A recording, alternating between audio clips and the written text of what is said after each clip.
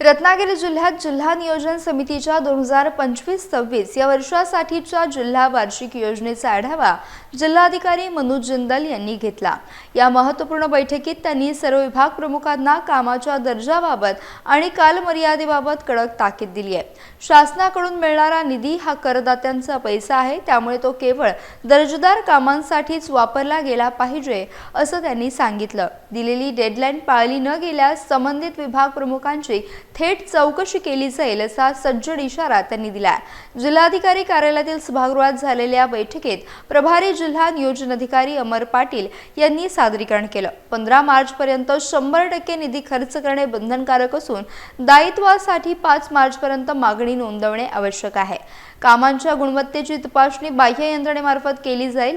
या बैठकीला मुख्य कार्यकारी अधिकारी वैदेही रानडे या देखील उपस्थित होत्या। अखेरीस जिल्हाधिकाऱ्यांनी वेळेत कामे पूर्ण होतील असा विश्वास व्यक्त करत सर्वांना होळीच्या शुभेच्छा दिल्या।